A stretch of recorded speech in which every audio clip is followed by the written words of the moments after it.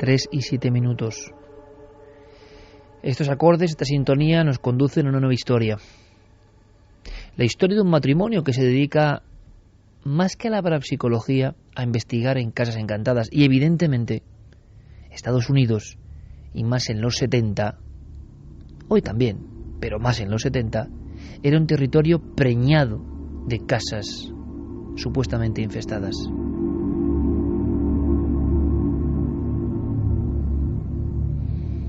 Trabajaron toda su vida juntos y en el lecho de muerte, decíamos, ocurrió algo.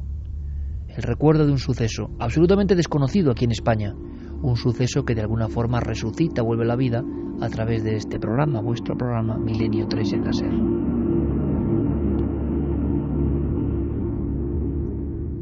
La escena con detalle. Por favor, no olvides este caso. Una y otra vez, casi como último mensaje. Sí, lo que Ed Warren le decía a su esposa, que había investigado junto a él más de 400 casos en profundidad, de más de unos 1000 que le habían llegado y que ellos guardaban en su archivo. Pero había un caso entre todos ellos que, de salir a la luz, podría suponer un auténtico borrón dentro de su expediente, porque, según ellos, según las creencias de los Warren, aquella noche, en la investigación de este caso, despertaron algo que permanecía dormido en aquel terreno.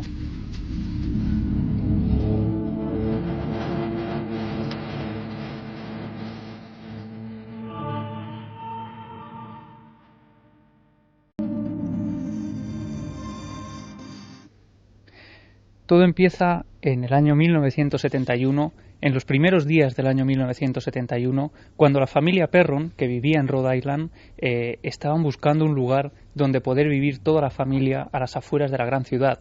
Y poco a poco, después de unos meses de larga búsqueda, llegan a un lugar, a una antigua granja en el centro del bosque, de un lugar, de un pequeño pueblo de ese lugar, de Rhode Island, donde creen que han encontrado su hogar, una antigua plantación del siglo XVIII que desde ese momento se convertirá en su hogar y también en el fruto de sus peores pesadillas. Una casa como otra cualquiera, una casa en mitad de una plantación.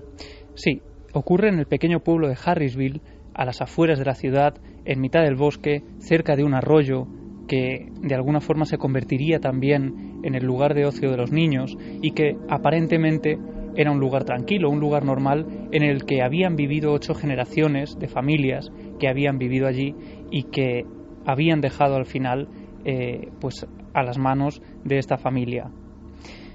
Poco a poco ellos van haciendo la mudanza, van empezando a vivir en ese lugar, van habituándose a los ruidos normales de una vieja casa de madera. Sin embargo, poco a poco van descubriendo también que hay otros ruidos que no son muy normales y que hay cosas un tanto extrañas, ¿no? Ya casi desde el primer día los niños están muy inquietos en el dormitorio, especialmente las 3 hijas, que dicen que en mitad de la noche presienten como alguna figura que parece observarlas desde la sombra del dormitorio.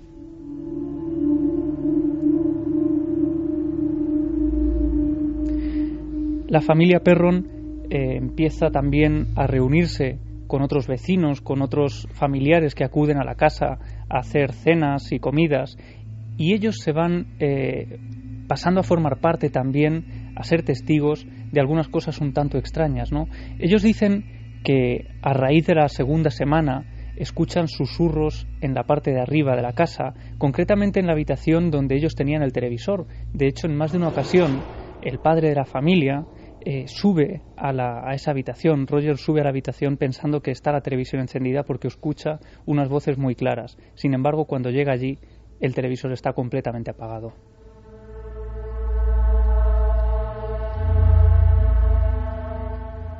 Después se empiezan a escuchar pasos también durante la noche, como si alguien estuviera rondando por la planta de abajo de la casa, de la plantación, e incluso durante más de una vez y de 2, durante varias noches, escuchan también como algo se tambalea por el exterior de la casa, entre las sombras de la noche en mitad del bosque.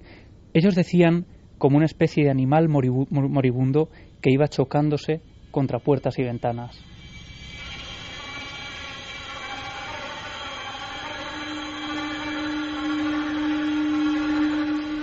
Y no solo eso, Iker, sino que en más de una ocasión llegaron a escuchar desde sus dormitorios cómo esa especie de cosa que se movía en el exterior entraba en la casa y se movía por la planta de abajo.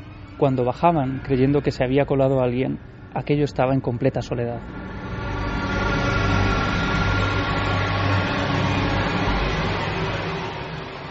Hasta que el fenómeno deja de ser esa serie de sonidos y de movimientos de objetos y llega incluso a agredir a algunos de los miembros, especialmente a Andrea Perron, la hija de la familia, que ahora, precisamente porque Lorraine Warren, intentando seguir cumplir las últimas voluntades de su marido, le decía a esta mujer, Andrea, que por favor sacara a la luz todo esto. Ella lo ha hecho desde 2006 hasta ahora, ha publicado 3 libros, 3 volúmenes, más de 1500 páginas, recogiendo todos estos sucesos. Y uno de ellos, casi el primero, el detonante de los fenómenos agresivos hacia ella, ocurre durante la preparación de una cena de Acción de Gracias.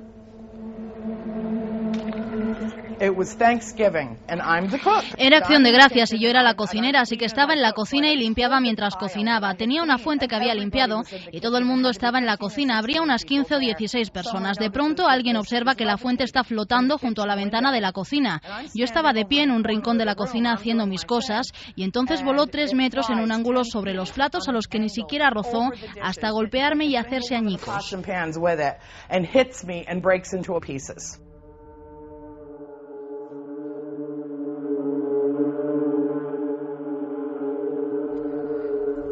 A partir de ese momento siguen los murmullos en mitad de la noche que cada vez parecen hacerse más y más audibles, una especie de gruñidos como de animal, de ese animal moribundo que decían que iba tambaleándose por el exterior de la casa, e incluso en mitad de la noche las hermanas Perron notaban cómo sus camas empezaban a vibrar lentamente como si hubiera una especie de terremoto, pero solo se movían las camas hasta acabar formando parte casi de un zarandeo que las tiraba de la cama.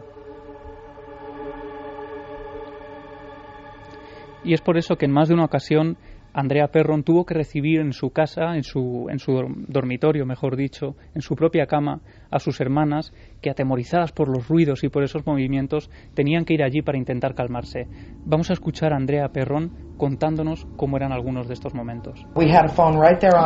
Teníamos un teléfono justo ahí, era un modelo antiguo y al entrar aquí encontrábamos el teléfono flotando en el aire, como si estuviera suspendido, flotando en el aire. Y cuando alguien entraba en la habitación el teléfono era lanzado contra el suelo. No sé cuántas veces tuvo que cambiarlo mi padre.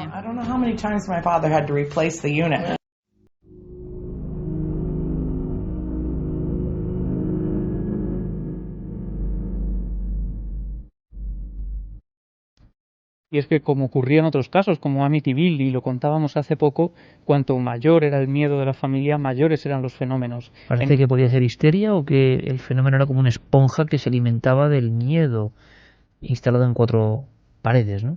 Sí, porque en esos momentos en los que las niñas se refugiaban con su hermana en el interior de su dormitorio, se lanzaba ese teléfono casi una y otra vez. Ellas lo llegaban a ver levitando en mitad del dormitorio para después ser lanzado contra el suelo. Y por eso las visitas a la habitación de su hermana eran cada vez más y más constantes. Mis hermanas venían a mi cama durante la noche, a veces llorando, otras temblando, y me decían: hay voces en mi habitación y algo está moviendo mi habitación. Hay voces y todas hablan a la vez y dicen lo mismo. Hay 7 soldados muertos enterrados tras tu pared.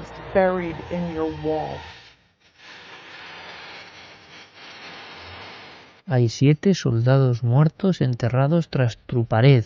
Era como un mensaje constante que se repetía y, sobre todo, diferentes voces daban ese mismo mensaje, esa misma letanía, esa especie de frase que, por algún motivo que se nos escapa, tenía que ser recordada una y otra vez por los nuevos habitantes de esa vivienda.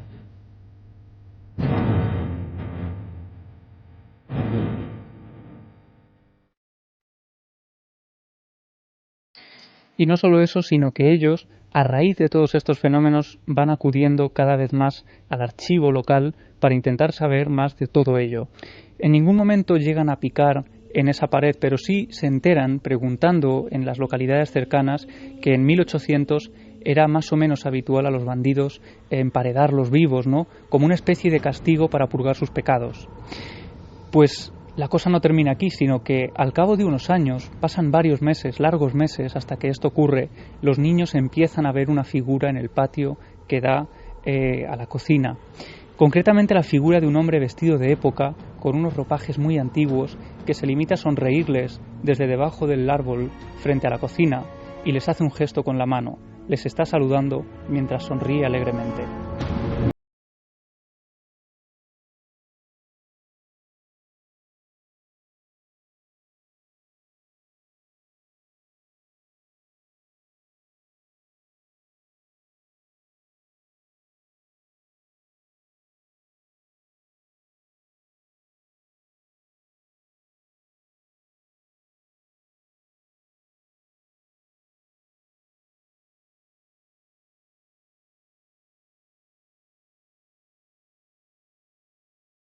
Y la fecha de defunción, 1892, este hombre había fallecido ahorcándose en una viga junto al granero de la casa.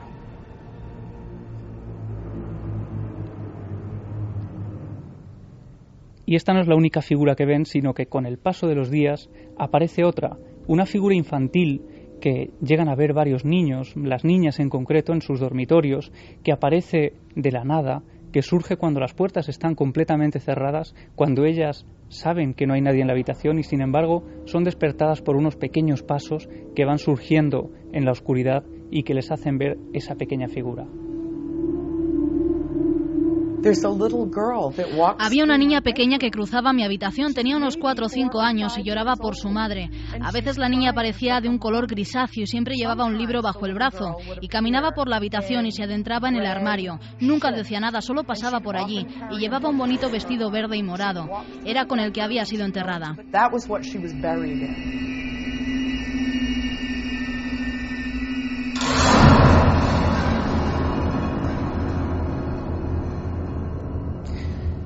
Pero la aparición más tremenda, Iker, la aparición más terrible y la que de alguna forma impulsó a esta familia a salir en busca de ayuda es la que vivió la madre de familia, Caroline Perron, cuando una noche de repente nota que algo se mueve encima de ella.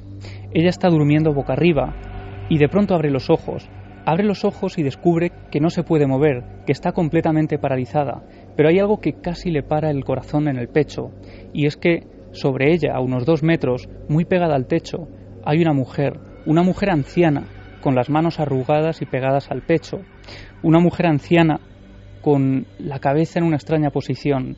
Ella dice como si tuviera el cuello completamente torcido, y describe esa cabeza, una cabeza ahuevada, hace una comparación con un panal de abejas disecado, porque sobre esa cabeza, sobre ese rostro, no había ojos ni boca.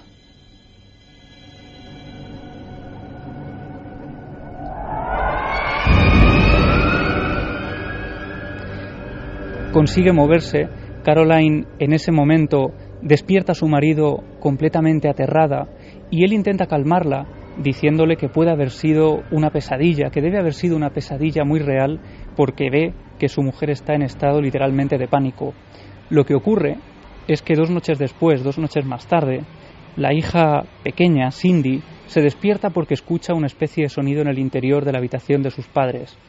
Cuando abre la puerta y entra, descubre a la vieja, como la describirían, flotando sobre el cuerpo dormido de su madre.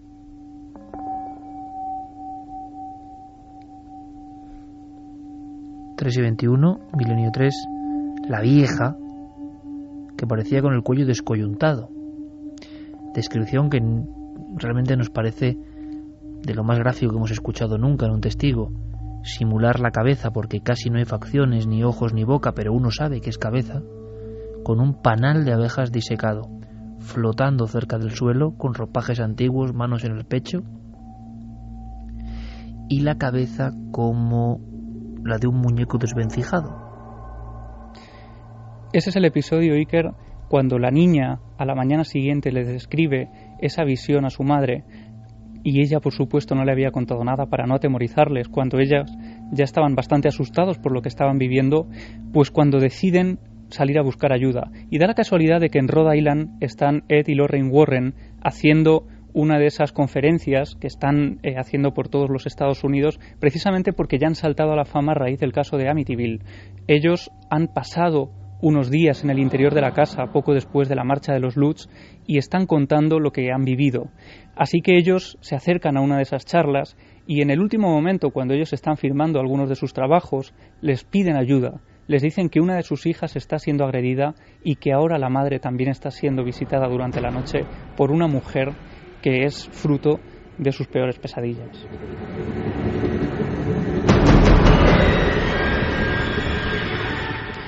Inmediatamente los Warren toman cartas en el asunto. Al cabo de unas semanas se ponen de acuerdo para acudir a la casa y es allí donde llevan a cabo una sesión de espiritismo para intentar contactar con esa anciana. Y en una de las sesiones de Ouija, mientras uno de los ayudantes va tomando nota de todas las letras que el vaso va apuntando, al final, cuando éste deja de moverse, hay una frase escrita muy rápida, casi como en escritura automática sobre el folio. Yo soy Betsabé.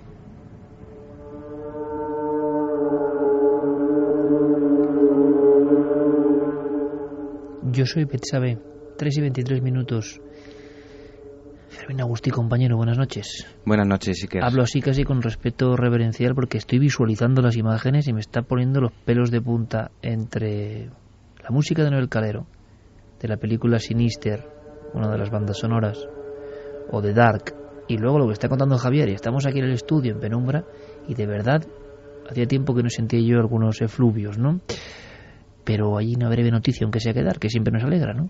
Somos Trending Topic ahora mismo, Milenio 3 en Twitter. Gracias, Fermín. Un placer.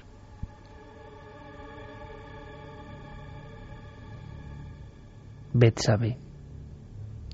Yo soy Betsabé es la frase que permanecía escrita muy rápido Personaje sobre el bíblico. folio. Sí, personaje bíblico, y en un principio los Warren lo asocian con ese personaje. Lo que ocurre, y aquí la historia se bifurca, por un lado la familia se queda viviendo en la casa y a partir de ese momento es como si los fenómenos se hubieran intensificado. Las agresiones a una de las hijas en concreto, a Andrea Perron, la que escribe ahora el libro, se hacen mucho mayores, y sobre todo las visiones. Las visiones son mucho más evidentes, esos sonidos animalescos en mitad de la noche en la planta de abajo son mucho más evidentes también, y sobre todo la anciana, esa anciana que se aparece una y otra vez en el dormitorio de Caroline, pues casi no falta la cita nocturna, aparece constantemente atemorizándola y produciéndole un insomnio que va mermando también en la relación familiar. Así que con la sensación de que los Warren, lejos de haber ayudado a la familia, han despertado algo que había allí, ellos deciden intentar ir más allá. Se unen a las búsquedas en los archivos locales para saber más de esa historia y descubren que precisamente en Harrisville, concretamente el año 1885, había una vecina llamada Betsabé.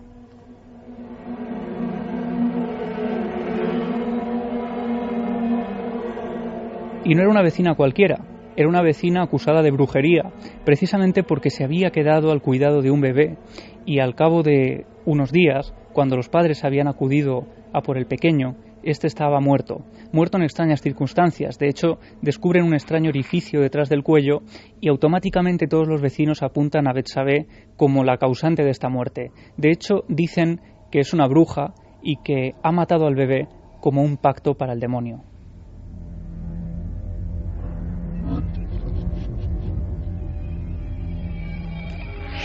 Hay un juicio en el que Betsabé finalmente sale absuelta. Ella consigue salir con vida de esos juicios en los que a las brujas acababa quemándoselas en vida.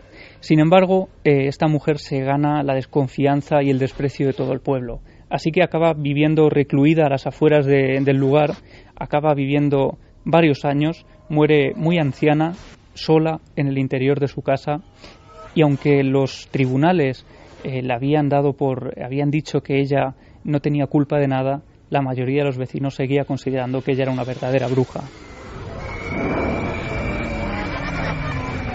¿La visión del cuello torcido, del cuello descoyuntado, tiene algo que ver con la realidad?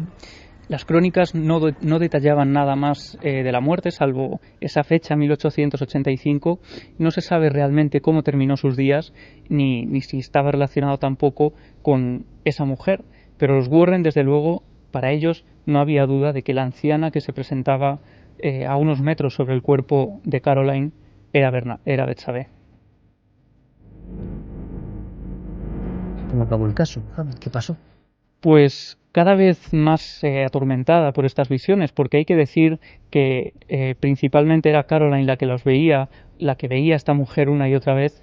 Al final tuvo que decidir porque notaba que sus días y que su vida se iba apagando en esa casa. Ella estaba enfermando constantemente porque notaba que el miedo que vivía allí y las noches sin dormir pues estaban acabando con su vida. Vamos a escuchar, si quieres, a Andrea Perron contándonos ese momento en el que la madre pide por favor que se marchen de esa casa. Ella me dijo: cariño, he mirado a tu padre y le he dicho: Roger, no sobreviviré a otro invierno en esta casa. Era o dejar la casa o perder a nuestra madre. Así que no había otra decisión posible.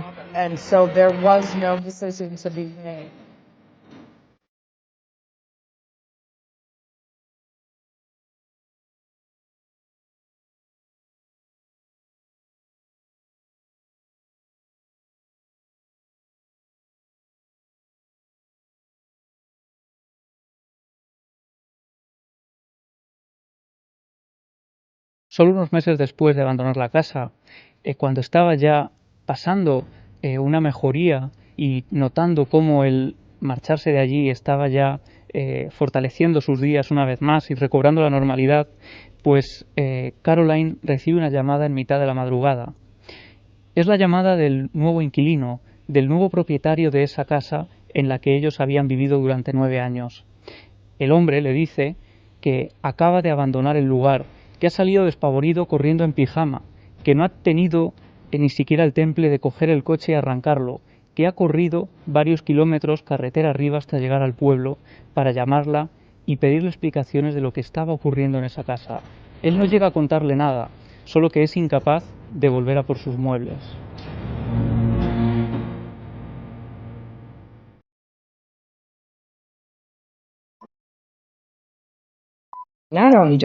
No solo me ha pasado a mí, sino a mucha más gente. Lo primero que recuerdo es el sonido de pasos que escuchó mi hija.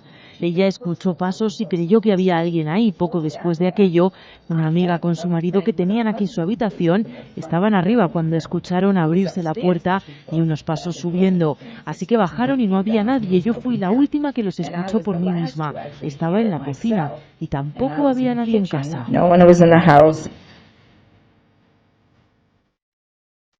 Al final, varias personas, el racimo de la familia, pero lo que nos sorprende es la llamada en la noche de este huido de la casa de la supuesta maldición, ¿no? Sí, estas últimas palabras que escuchábamos eran las de Norma Sutcliffe, la última inquilina, la que actualmente está viviendo en ese domicilio. La casa existe. La casa existe hoy, está habitada, y no solo eso, sino que el libro y el caso ha salido a la luz hace prácticamente 2 años. Cuando ella fue allí a vivir no sabía absolutamente nada de lo que había ocurrido.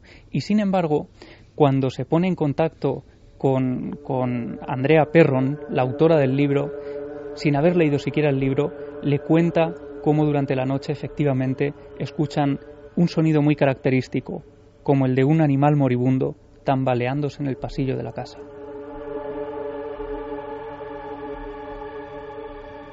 — 3:31. Esta es la historia. ¿Qué había pasado en esa plantación? 8 generaciones. ¿Quién era el individuo que saludaba sonriente bajo un árbol, no sé si una higuera, en mitad del patio? Es curioso, quizá no tenga nada que ver, pero ¿sabes un caso? Esto el público creo que no lo sabe. ¿Sabes un caso donde los niños de la casa, durante generaciones, en un patio interior, ven junto a un árbol un hombre con sonrisa y bigote que les saluda con ropajes antiguos y que luego se desvanece y lo dejan por escrito? Pues es un pequeño pueblo, un pequeño lugar. En los diarios aparecieron diferentes habitantes de esa pequeña casa muy humilde, que es verdad, tenía un patio que se picó, por cierto. Esa casa luego fue un número 5, calle Rodríguez Acosta, Belme de la Moraleda. 100 años antes de la aparición de las famosas caras, los antiguos inquilinos, entre ellos los niños, y por eso mandaron a una santera de Cazorla para conjurar la casa, veían un individuo vestido con chaqueo elegante, ropa antigua, que sonreía y saludaba bajo un árbol. Y le dijeron al abuelo de la persona que luego vivió el fenómeno de las caras: vámonos de esta casa, mamá, porque debajo del árbol en el patio hay un muerto. Curiosa similitud. Carmen sí sabía esto, ¿verdad? Sí sabía lo de el patio, el árbol y el muerto, ¿verdad? Sí, sí, me acordaba de esa historia. Yo no sé qué dirá nuestro público, pero desde luego es tremendo Estados Unidos. Y claro, no un país, en realidad es un continente, ¿no? Prácticamente. Tan inmenso. Hemos contado muchos casos terribles, a cada cual más terrible en el aspecto del miedo. Y siempre hay uno más que te sorprende, es increíble, ¿no? Yo no sé si al público le ha pasado lo mismo. El público, el que puede escribir, porque están muertecitos de miedo la mayoría, y mejor no digo lo que piensan de Javi Pérez Campos al contar estas historias. Voy a leer algunos de los que se pueda leer, y también con Noel, que dice que con las músicas... Sí, bueno, que nos vamos van a pasar cambiando el tercio poco a poco, Noel. La factura de Iberdrola dice que nos la van a pasar a Milenio 3, porque está todo el mundo con las luces encendidas. Vamos cambiando poquito a poco, suave, Noel, pero vamos cambiando el tercio. Johnny nos dice, es normal que un niño tenga este tipo de visiones. Yo cuando era pequeño vi una figura que estaba en la habitación de mis padres, sacando ropa del armario y empacando en una maleta. Tenía un pañuelo blanco en la cabeza. Me miró, sonrió y yo me fui a mi cuarto. Este amigo escribe de América, claro, empacando, ¿no? Sí. Licántropo dice, antes de comprar la casa, llamada a Milenio 3. Luego vienen las figuras, los ruidos, las líneas de teléfono por las nubes, vecinas que son brujas. A Mansalva dice, voy a tener a la vieja en la cabeza toda la noche. Desde luego. Bien. Es un personaje para final de temporada de Milenio 3 fantástico, ¿no? Él ha creado la imagen, la fuerza de las imágenes, ¿no? Hablábamos de eso precisamente en la reunión, cena cotidiana del equipo. La fuerza de la imagen. Resulta que la vieja ya la hemos visto, en realidad no la hemos visto, pero la hemos diseñado en nuestra mente todos los oyentes, cada uno a su forma, con esa descripción, ¿no? Como un panal. Bueno, y son cosas que, como tantas veces ocurre, la fuerza del testimonio, de la palabra en ocasiones, es muy superior al de una fotografía, un grabado, una pintura, ¿no? Me dices, o algo así, porque es imposible pronunciar este nombre, dice, vamos, yo me despierto y veo a alguien encima de mí sin rostro y me hace de guía al otro barrio. Daniel Polinario, y estuvieron mucho tiempo en esa granja, por Dios. 9 años, la primera decía. Noche Sí. hago la mudanza. Sombra Norceste, se debería de haber picado las paredes, y si es cierto lo de los cadáveres, enterrarlos. Roser dice, no teníamos bastante con mirar debajo de la cama y en los armarios, que ahora tenemos que hacer prospecciones en las paredes. Cristian Roldán es escuchar Milenio 3 en penumbra y multiplicarse los ruidos sospechosos. Daniel Morros, escuchando Milenio 3, ¿cómo es que genere más miedo un sonido de silencio que la mejor de las historias? Hombre, pues porque el silencio suena también, ¿eh? El silencio suena, y el silencio, como se escucha tan poco, cuando llega... Yo recuerdo el testimonio que rescatamos este año de Joaquín Cobos, ni más ni menos, que era un testimonio de fantasmas, y era un estudio de grabación. Y Joaquín Cobos, fuera de cámara, me decía, y luego lo repitió, pero lo dijo con mucha intensidad, como a veces pasa, ¿no? Al margen de los micrófonos y las cámaras. Me decía, Iker, es que tú no sabes, cuando grabábamos en aquel estudio, en la antigua carretera de Alcorcón, solos en la noche, claro, había una figura, veíamos una figura, nos rondaba una figura. Pero no en un estudio de grabación, cuando uno está solo haciendo determinadas operaciones de producción, trabajo más o menos rutinario, hay un momento en que uno se da cuenta que se escucha el silencio más absoluto, que uno está grabando el silencio. Y ese silencio puede resultar terrorífico absolutamente, cuando uno es consciente de que está en la casa, solo, grabando, porque teme que en cualquier momento aquellos aparatos, aquellas regletas, aquellas cintas de la época de Reeboks, ¿no? Van a de repente emitir algo que no es esperado, ¿no? Es como cuando uno escucha las psicofonías, a veces la inquietud del sonido vacío es lo realmente, la espera, no la tensa espera, algo que rompe la quietud es lo que nos aterra, ¿no? Entonces el silencio es un componente, tanto en los discursos, en las palabras, en lo que estamos haciendo ahora, realmente forma parte, ¿no?, del ajedrez de las emociones, claro que sí. Más cuestiones, Carmen. Jonathan dice, por suerte en América aún es una hora temprana, las historias de Javi Pérez Campos son increíbles. Darvos dice, despertaron algo que estaba dormido, de aquí sale un guión estupendo para una película. Bueno, esa película existe ya, ¿no, Javier? Sí, ahora justo han hecho una película que se llama Expediente Warren, que se estrenará en julio y que, bueno, pues cuenta desde luego con la aprobación de la protagonista de esta historia, con Andrea, que es una de las hijas que vivieron todo aquello. Ella ha visto la película y dice que lejos de ser una superproducción de Hollywood que bebe de muchas historias inventadas y que aumentan la realidad para dar miedo, ella dice que se ajusta muchísimo a la realidad. De todas formas, la fuerza tremenda de la descripción que conforma una imagen. Lo decíamos antes, esta misma tarde, yo leí algunas páginas de un trabajo, ya tiene unos años, Autobiografía sin vida, yo lo recomiendo, de Félix de Azúa, todo un intelectual, que se basa en las pinturas de Chauvet, en el inicio del arte rupestre, pero para hablar de la fuerza de las imágenes. Decía este autor algo que me ha sorprendido muchísimo y que creo que es verdad. Cada generación, cada X tiempo es hija de una imagen, de un grupo de imágenes. Cuando pasa esa generación, ni los terrores, ni las fascinaciones, ni los amores, ni los desamores son los mismos. Las imágenes del mundo de nuestros padres son unas muy concretas. A veces son imágenes de la pantalla en televisión en blanco y negro, de determinadas portadas de periódico, de determinados regímenes, de determinadas cosas que ocurrían, ¿no? Y nosotros las vemos y no podemos sentir lo mismo. Nosotros somos hijos, concretamente yo, nacido en el 73, de un grupo de imágenes. De verdad que esa es nuestra patria más profunda, mucho más que otras. Las imágenes, lo que nos conforma. Bien, las historias de terror no pueden ser las mismas en unas personas que vivieran en esas plantaciones, en aquel tiempo, o ahora, ¿no? Es decir, sin embargo hay algunas imágenes, solo algunas, cuya fuerza trasciende, se convierte en transgeneracional. Esta vieja da un miedo intenso en el siglo XIX, sigue dándonos un miedo intenso, aunque nuestro mundo exterior sea completamente distinto. En el mundo de la informática, de los dígitos, de la información al minuto, del 4G, 3G, no sé qué, en la noche, con silencios y músicas, uno habla de la vieja, que es una imagen decimonónica, y sigue produciendo el mismo espanto, ¿no? O sea, hay algunas que tienen una fuerza que trascienda el tiempo, y otras que son hijas de sus épocas, y que no las entiende el siguiente grupo generacional. La vieja, sin duda un personaje, ¿no? Yo creo que nuestro público ya ha bautizado otro de los emblemas de milenio, ¿no?, de este 2013. Un personaje que podía ser digno de novela, como una novela que es la que también traemos, Iker, en un sorteo. Un transatlántico a la deriva, un enigma oculto durante más de 70 años, un barco lleno de misterios, de acontecimientos también misteriosos y nadie a bordo. ¿Quién es el último pasajero? Bueno, que estén muy atentos a lo que digo, porque la respuesta yo la voy a decir y luego tendrán que contestar en esas vías de contacto que luego daré. Pero que estén muy atentos, porque hay que atreverse a embarcarse en el barco más enigmático que jamás se haya podido imaginar nadie. Bienvenidos a bordo del Valkyrie. No te podrás bajar aunque quieras. Inquietante, sorprendente, adictiva, El último pasajero, la nueva novela de Manuel Loureiro, editorial Planeta. Sorteamos, Iker, 4 ejemplares esta semana y 4 la semana que viene.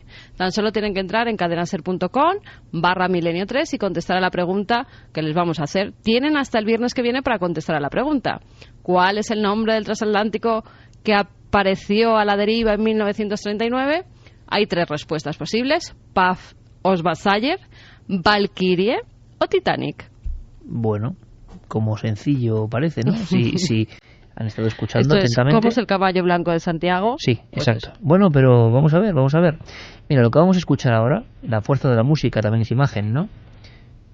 Esto por los pelos de punta. Yo recuerdo a un buen amigo corresponsal en las tierras soviéticas que cuando le pusimos esto, casi lloraba el hombre, ¿eh? Casi lloraba. Estuvo muchos años en F, en el viejo mundo tras el muro, y un día aquí en el estudio le pusimos esto, que es del genio Jean-Michel Jarre, y claro, me mostraba el antebrazo, los pelos de punta. Muri, Jean-Michel Jarre.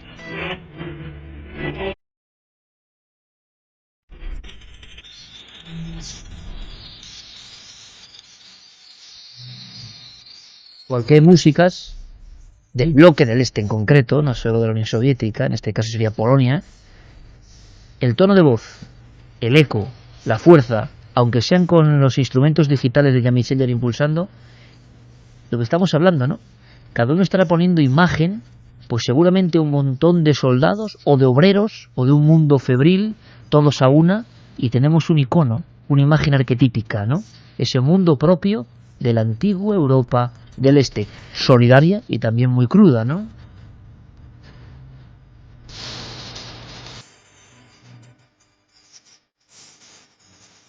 El territorio del misterio, al otro lado del muro, ovnis tras el telón de acero, astronautas perdidos, bases secretas, experimentos con seres humanos. ¿Qué no habrá pasado?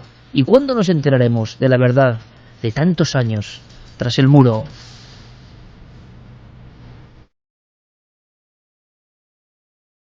Investigaciones en parapsicología, casas encantadas, el comunismo y el materialismo enfrentándose a algo que es mucho más antiguo que él, la esencia de una tierra absolutamente misteriosa.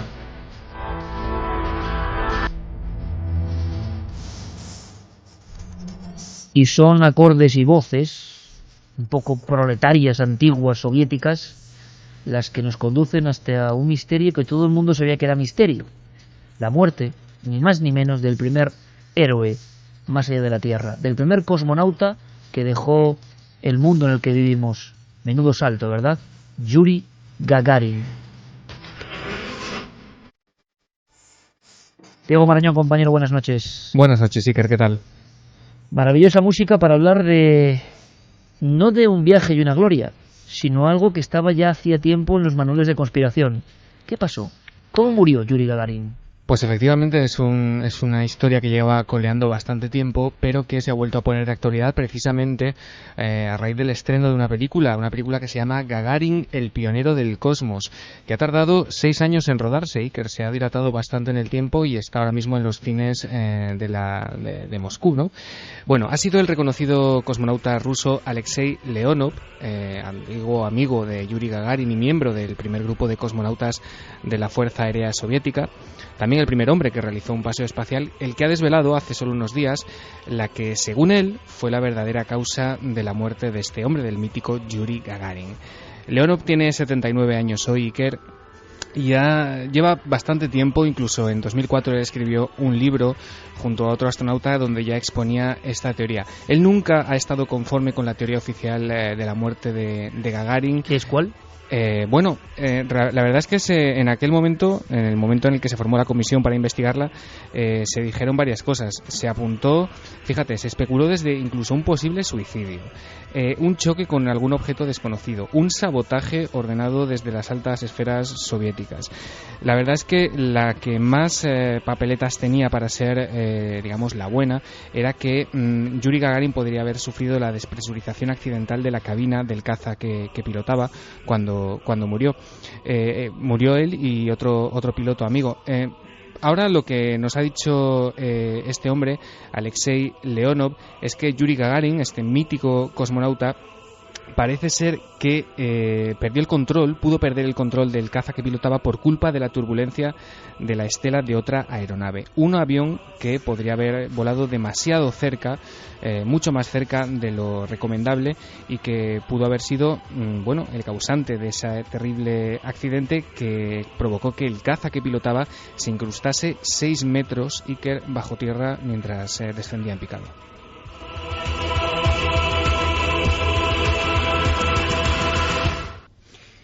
6 metros bajo tierra, el hombre que salió del planeta, el héroe soviético. Hay que recordar la fuerza de la propia imagen. Hablamos de arquetipos, ¿no? Sí, convertido además, en sello, en bandera, héroe nacional. Sí, efectivamente. Yuri Gagarin en 1960 se apuntó al proceso de selección que había abierto el programa espacial soviético. Allí se presentaron 3.500 voluntarios. Todos ellos eran pilotos de caza y los 20 últimos recibieron una formación específica, ¿no? Una formación inicial. Entre todos ellos después se escogió a un grupo de 6 hombres y finalmente fue Gagarin el que resultó elegido como primer cosmonauta. Y el miércoles 12 de abril de 1961 Yuri Gagarin se convertía en un icono mundial al ser el primer ser humano que viajaba al espacio. Lo hacía en la nave Vostok 1 y él lo recordaba al llegar a la Tierra de esta manera. 9 часов 7 минут по московскому времени я услышал свист и все нарастающий гул. Почувствовал, как гигантский космический корабль задрожал всем своим корпусом. Un paseo fuera del planeta, ni más ni menos. Una odisea acariciada por el ser humano durante siglos. Antes de las proezas de los norteamericanos está Gagarin. Se habló mucho de la depresión de Gagarin, problemas con el alcohol, se comentó en su vuelta de alguna forma a la Tierra. Pilotando el caza aparece enterrado. Se habló de un enfrentamiento incluso con los máximos mandatarios soviéticos. Se habló de muchas cosas, incluso, como has dicho, de un objeto de origen desconocido que en ese vuelo extraño y solitario le había sacado del camino. Y como en otras muertes terribles, tremendas, de personajes muy importantes en ciertas épocas, se habla de aviones fantasma, de otros aviones que no deberían estar ahí, de otros aviones que parece que planean cerca del avión siniestrado, ¿no? Sí, y además tenemos las propias palabras de este cosmonauta, de Alexei Leonov, que es el que ha devuelto toda esta historia de la muerte de Gagarin a la actualidad. Él mismo contaba sus impresiones o su opinión sobre la muerte de este icono de esta manera. Había otro avión en la zona. Se trataba de un Su-11. Un caza supersónico que debía volar a mucha mayor altitud, a 10.000 metros. Este avión provocó la situación que los hizo entrar en barrena. 20 años después, solicité algunos de los documentos que yo había redactado como miembro de la comisión de investigación. Y no estaban escritos de mi puño y letra. Alguien había reescrito mis informes.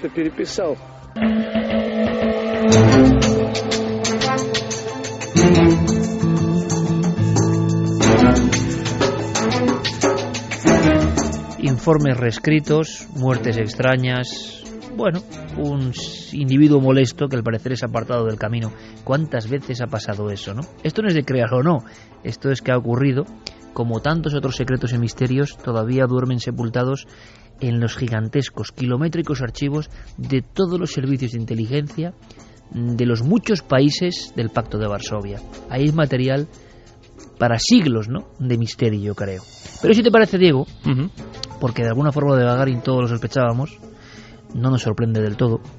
Vamos con una... Perdona una cosa, ¿sí? Iker, porque justo esta semana, cuando salió la noticia de lo de Gagarin, también ha salido la noticia de un avión chino que se ha estrellado contra algo en el cielo. Gracias a que ha podido aterrizar, pero sí que es cierto que el piloto del Boeing 757, que hacía una ruta por China, es un avión de Air China, notó un impacto muy fuerte en el morro del avión, se lo comentó a Control y Control le dijo que era mejor que aterrizara.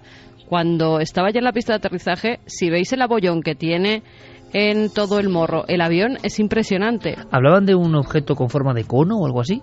Sí, han dicho que podía ser un objeto con forma de cono, que no sabían lo que era, pero los expertos, como siempre, han dicho, era un pájaro. Dice, bueno, vale, era un pájaro y no hay sangre, no hay plumas y hace tal tamaño de bollo. Bueno, pero verlo, era un pájaro y borrón y cuenta nueva. Mañana otra noticia. Por eso que te digo nadie que piense. Tal vez nos enteremos 50 años después de que ha causado el bollo en este Boeing 757. Esto está muy bien hilado, porque ha sido hoy entonces, estos días. Efectivamente. Sigue habiendo cosas en los cielos no identificadas que a veces chocan.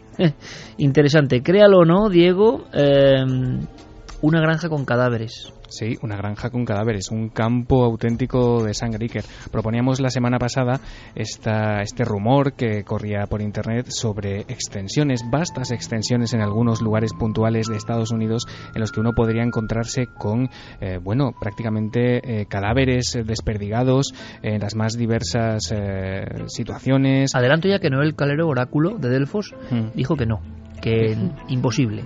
Que era imposible. Dedo pulgar hacia abajo, rotundo. Bueno, la gente ha opinado como Noel, 59,2 opinan que es falso, frente a 40,8 que opinan que es verdadero.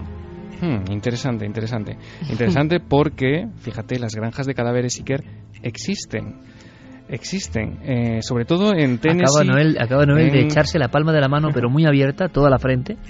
Y ahora mismo es la imagen de la desolación, entre el pensador y la desolación, tumbado sobre las regletas, complicado de llevar esa nave, muchísimas regletas y luces, y él prácticamente, recibe una cantidad de mensajes sobre Noel Calero for President, fotos de Noel Calero, cómo es Noel Calero, Nos estamos convirtiendo en un mito muy a su pesar, porque a él no le gusta la popularidad, porque ahora tenemos la regla de 3 a favor, 39 en contra, ¿no?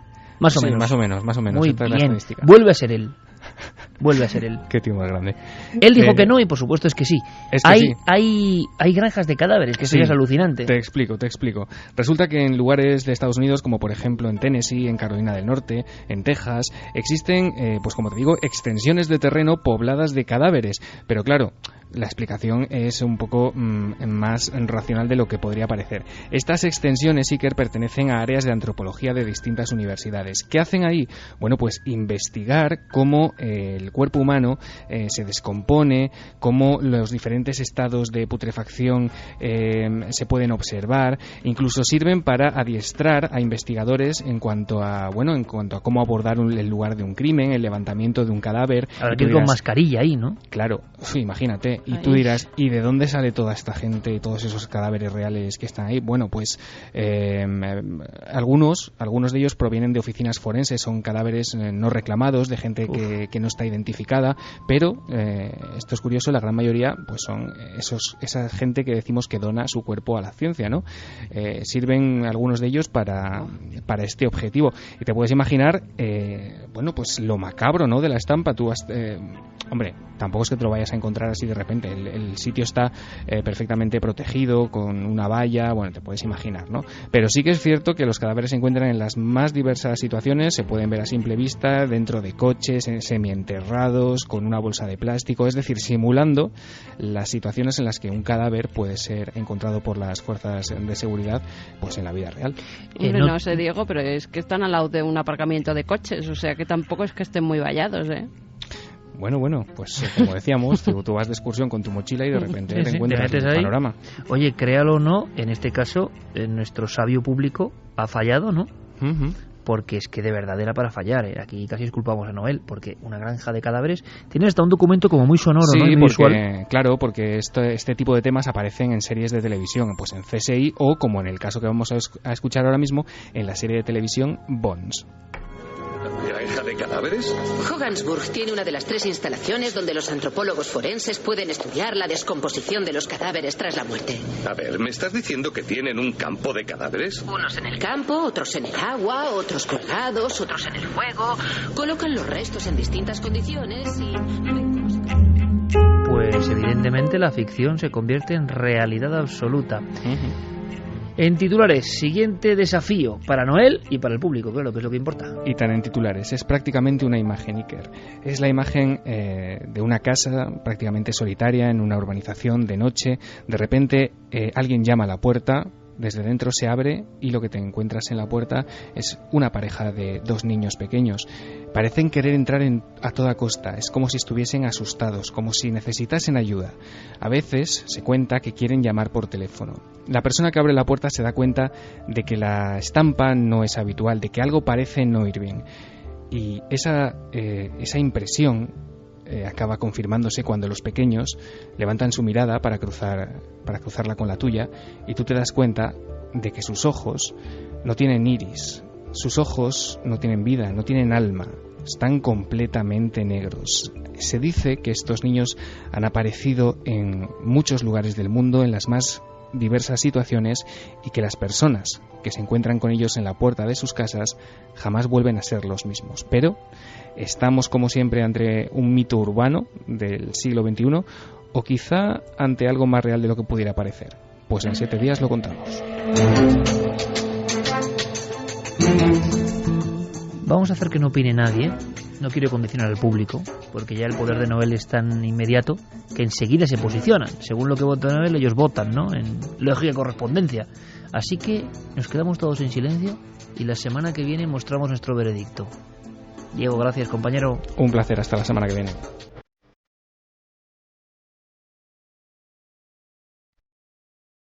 Los niños sin iris. En fin, Carmen, rematamos con mensajes. Pues mira, remontamos con mensajes con más niños, pero en esta ocasión una buena noticia. Menos mal, porque vaya programita que llevamos. Romero, desde el hospital de Arlington, en Virginia. Dice Arlington. Que nos escucha todos los fines de semana, que lleva 7 años oyéndonos y que este fin de semana que le ha tocado escucharnos desde el hospital, ya que estoy súper feliz, ya que mi novia y yo hemos tenido un nuevo milenario. ¡Qué bien! Enhorabuena. Al cual, en honor a Iker y a todos los milenarios, le hemos llamado Iker Manuel Romero. Dice, solo les pido que me den un saludo milenario, ya que sería un lindo recuerdo para mi pequeño Iker, que tiene la bendición milenaria. Madre mía, hace poco... ¿Dónde pues fue? bendición, dile bendición, que hombre, si no luego bendición milenaria absoluta, esto ya es ponerse un poco... Hace poco, no sé, así fue en Faunia, ¿no? Estuvimos en Faunia, sí, por ahí, y vi unas fichas y ponía mi nombre Iker y ponía que viene de visitante y ponía, se envuelven con un halo de misterio y tal, enigmáticos. Digo, eso está hecho de, no sé, es un poco raro, ¿no? En esas plaquitas, ¿no? Pero bueno, por supuesto, bendición para todos los que llegan al mundo, por supuesto que sí, y para esos papás que y mamás que incluso les han hecho escuchar Milenio 3. Esta tarde, llegando a la radio, una mujer de Argentina me decía que en su proceso hospitalario, muy grave, escuchaba Milenio 3 y con una sonrisa increíble con su hija me lo quería agradecer. Pero es que Javier Sierra esta mañana en la Feria del Libro, bueno, es increíble, le ha venido una persona que estuvo en coma 3 meses y sabéis, os lo digo, Noel, Fermín, Guillermo, Carlos, Santi, Javi, Carmen, ¿sabéis lo que escuchó sin parar durante 3 meses de coma? Los podcasts de Milenio 3. Estaba viva, bien, lo agradecía al programa, se acordaba de cosas y fue a Javier a darle las gracias en nombre de todos. Increíble. Con esas cosas, ¿verdad? Cómo se queda uno, ¿eh? Increíble, porque es que además ya lo han hecho más veces. Sí. Es increíble sí. que además luego se acuerdan de lo que han escuchado en ese estado de coma. O sea, aunque eso sí algún programa como el de hoy casi es mejor eliminarlo, ¿no? Porque para ánimo, pero en fin, siempre hay ese espíritu de fondo, ¿no? Que es lo que importa. Nos marchamos ya. Javier Pérez Campos, compañero. Mañana descansamos, aunque habrá cuarto milenio a su manera también, ¿no? Una remisión. Y por supuesto, para muchas personas que no lo han visto. Gracias por la historia de hoy y a seguir investigando, compañero. Un abrazo muy fuerte. Un abrazo. Fermín, Noel, gracias como siempre. Y Carmen, que mañana eso de nos vemos, no tanto, aunque sí como en diferido, ¿no? Que es un poco extraño.